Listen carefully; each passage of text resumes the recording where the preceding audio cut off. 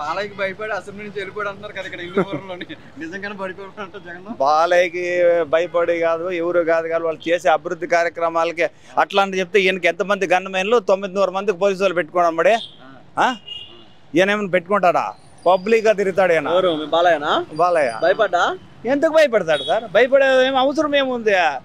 అన్యాయం చేసిన వాళ్ళు భయపడతారు కానీ 9 మంది పోలీసు అవసరమా?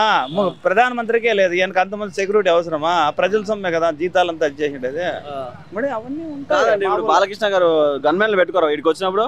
గన్నులు మామూలు ఉంటుంది, అది కావాల్సిందే. సొంతం నేను కూడా ప్రాణ రచనకి నేను ఒకటి పెట్టుకుంటాను. ఇప్పుడు ఎవరైనా మీరు 5 మంది ఉంటారు, మీరు ఏం చేస్తారు నాకేం తెలుస్తుంది? ప్రతి ఒక్కరు కూడా మా ఆత్మరక్షణ కోసం ఎవరు పెట్టుకున్నా అంటే బాలయ్య గారు బాగా మాస్క్ ఉంటారా? గన్మెన్లు గిన్మెన్లు ఏముండదు, ప్రోటోకాల్ ఉన్నా పర్వాలేదు సార్. ఆయన తిరగగలడు. అంతేనా? ఒక్క మగోడు ఆయన గన్నా ఒక్క మగోడు. గన్ను బుల్లెట్ లేకుండా పేలుతుంది. ఆయనకి అభిమానం ఉంది ఆయన పైన, వాళ్ళ నాయన నుంచి. అది వాళ్ళ నాయనక. ఇది హిందూపురం కాదా, నందమూరిపురం అంటారు. నందమూరిపురమా? నందమూరిపురం పేరు పెట్టారు లేదు, వాళ్ళ నాయన ఉన్నప్పటి నుంచి అదే నందమూరిపురం. దానికే ఆయన లక్ష్మీపరదం ఆడబిడ్డ అని వదన ఇట్లా మామూలుగా ఇక్కడ ఉండే వాళ్ళు అభిమానిస్తారు. కానీ హిందూపురం ఏమంటే ఏ పార్టీ కానీ ఏ బయట ఊరోళ్ళు వచ్చి దౌర్జన్యాలు చేస్తే వాళ్ళని వదులరు. మా దగ్గర కత్తులు కటార్లు బాంబులు లేవు హిందూపురంలో. మేము ఓటు నోటుతో వాళ్ళకి ఎట్లు కావాలో వాళ్ళ నోటు వాళ్ళకే కొడతాం. అట్లా ఓటుతో గెలిపించుకుంటాం. అంతేగాని తాడిపత్రి ధర్మనగడ బాంబులు ఇక్కడ లేవు. ఉపయోగించాం మేము, బుద్ధి బలంతో ఉపయోగించి మేము చేస్తాం. అంతే ఆలోచన చేసి ఎక్కడ ఓటు వేయాలా ఏమనేది ఆలోచన ప్రజలు చేసి ఒకసారి ఇస్తారు. న్యాయం జరగలేదు కాబట్టి మార్పు వచ్చేస్తుంది అంతే. న్యాయం ఎక్కడ జరుగుతుందో ఆలోచన చేసి న్యాయ ప్రకారం ప్రజలు ఓటు వేస్తున్నారు.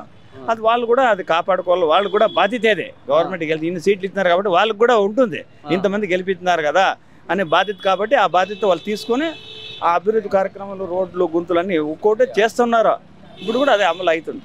ఓకే సార్, ఆ నమ్మకం మాకు ఉంది. వైసీపీ వాళ్ళని బాగా అరెస్టులు చేయడం అంటే వల్లభనేని వంశీ కానీ రీసెంట్ గా ఇప్పుడు పోసాని కృష్ణమూర్తిని కూడా అరెస్ట్ చేయడం ఎలా అనిపిస్తుంది సార్? ఎలా అనిపిస్తుంది అంటే న్యాయం జరుగుతుంది అనిపిస్తున్నాము.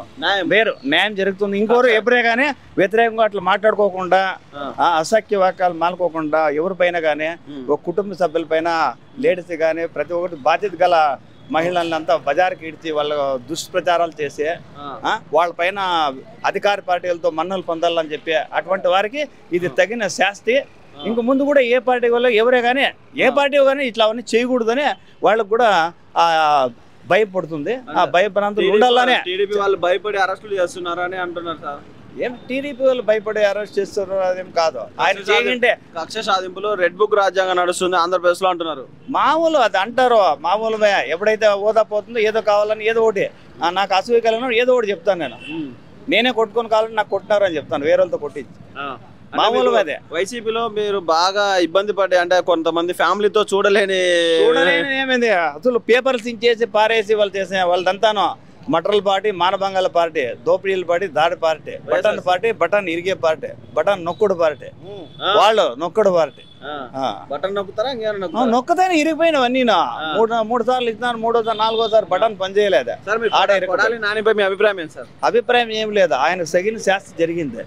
మళ్ళీ సినిమాలో కట్టుకోవాలి. సినిమాలో డైలాగులు అవన్నీ జరిగితే పనికొస్తాయి కానీ ప్రజల్లో భయప్రాంతాలు చేసి అంతే. వల్లభనేని వంశీ కానీ అందరూ అంతే. వాళ్ళ వంశీ గానీ, ఇంకో కోడలు నాని గానీ, ఇంకో బొచ్చా గానీ, ఇంకో ఎవరైనా కానీ రోజా ఆయన అయిపోయింది. ఆయన కథ కూడా ఇంకంతా. జబర్దస్త్ లో కూడా లేదు. జబర్దస్త్ చేసే పోయిలే, నాగబాబు రానిచ్చాలి. ఇప్పుడు జబర్దస్త్ ఇచ్చిపెట్టేసి మామూలుగా ఉండాలి ఎక్కడన్నా. అంతే. ఎక్కడన్నా చూసుకోవాలి ఆయమ్మ. అంతేనా? అంతే.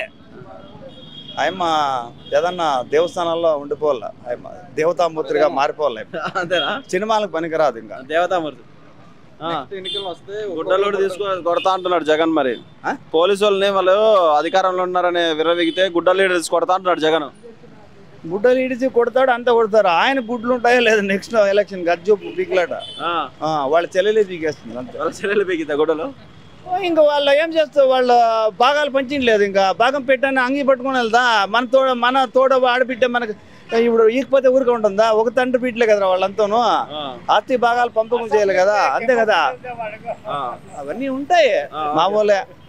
వాళ్ళ కుటుంబ సభ్యులతో మనకి ఎలా. Okay sir, super. మీరు